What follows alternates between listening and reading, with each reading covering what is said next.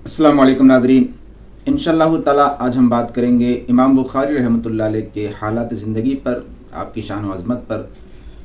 चलिए, टॉपिक शुरू करने से पहले नबी और आले नबी की बारगाह में एक मरतबा दुरूद व सलाम का नजराना पेश कर लेते हैं।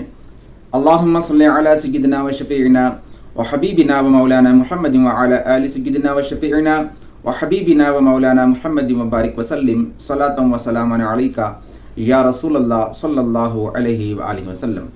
तो चलिए बढ़ते हैं टॉपिक की तरफ। इमाम बुखारी रहमतुल्लाह अलैह शव्वाल की 13 तारीख को पैदा हुए बुखारा शरीफ के मकाम पर। इन्हें इमामुल मुहद्दिसीन भी कहा जाता है।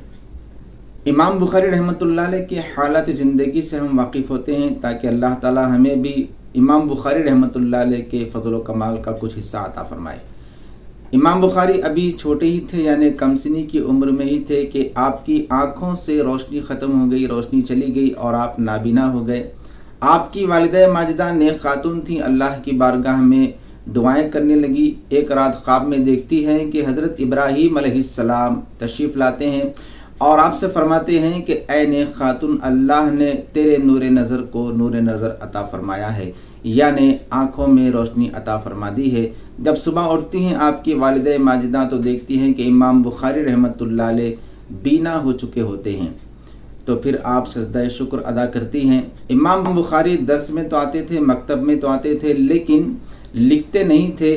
जब शुरू में लोगों ने उनको कुछ बातें सुनानी शुरू की कि तुम आते हो लेकिन लिखते क्यों नहीं, आज एक हफ़्ता हो गया, 2 हफ्ते हो गए, यानी 16-17 दिन कुछ हो गए थे, इमाम बुखारी रहमतुल्लाह अलैह लिखते नहीं थे। लेकिन जब लोगों ने बहुत ज़्यादा, आपके साथियों ने आपको ताना देना शुरू किया कि फिर आते क्यों हो, लिखना नहीं आता तो फिर हमारी क्लास में बैठते क्यों हो, वगैरह वगैरह, तो इमाम बुखारी रहमतुल्लाह अलैह ने उस वक्त अपने साथियों से फरमाया, तुमने कितने दिनों के अहादीस लिखे हैं? 15 से 16 दिन के अहादीस लिखे हैं। ठीक है, मैं सारी अहादीस तुमको पढ़कर सुना देता हूँ। और फिर इमाम बुखारी रहमतुल्लाह अलैह बग़ैर देखे 15-16 दिन की पूरी अहादीस जो उन्होंने किताबों में लिखी थी आपके साथियों ने, आपने बग़ैर देखे ज़ुबानी सुना दी। सारे साथी देखकर हैरान हो गए और फिर इमाम बुखारी की ज़ुबान से सुनकर अपनी किताबों में यानी कापियों में लिखी हुई अहादीस का करेक्शन किया करते थे कि हम सुनकर भी सही नहीं लिख सके और आप सुनकर याद कर लिया और अपने जहन में उसको महफूज किया है। अल्लाह ने आपको इसी लिए पैदा किया है कि आपसे अल्लाह ताला अहादीस की हिफाजत ले सके। तो इमाम बुखारी रहमतुल्लाह अलैह का ये मकाम है।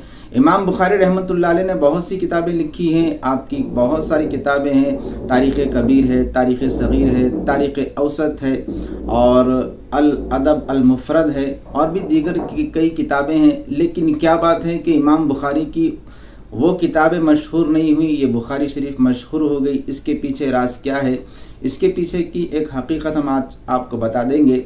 इमाम बुखारी रहमतुल्लाह अलैह ने बहुत सारी किताबें लिखी, जैसा कि मैंने अभी अर्ज़ किया, किताबुत तारीख़। ये किताबुत तारीख़ वो किताब है जो इमाम बुखारी ने हुज़ूर अकरम अलैहिस्सलातु वस्सलाम के रोज़े पाक के क़ुर्ब में बैठकर लिखी, रियाज़ुल जन्ना में बैठकर लिखी और ऐसी रातों में लिखी कि जिन रातों में किंदील और चरागें वहाँ नहीं होती थी, तो जिन रातों में चांदनी रातें होती, चांदनी रातों में आप उन अहादीस को लिखते थे।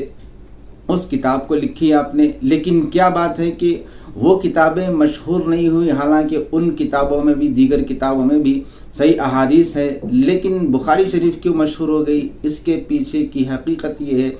इमाम बुखारी रहमतुल्लाह अलैह बुखारी शरीफ के लिखने में एक ख़ास तरीक़ेकार को अपनाया हुआ था कि जब भी अहादीस लिखनी होती तो इमाम बुखारी रहमतुल्लाह अलैह बुखारी शरीफ की अहादीस लिखने से पहले गुस्ल किया करते थे और फिर 2 रकात नमाज पढ़ा करते थे और फिर सजदा शुक्र अदा करते थे कि अल्लाह ताला ने मुझे अपने हबीब सल्लल्लाहु अलैहि वसल्लम की अहादीस को लिखने का शरफ़ बख्शा, महबूब के अल्फाज को मेरे हाथों से लिखने की तौफीक बख्शी मुझे।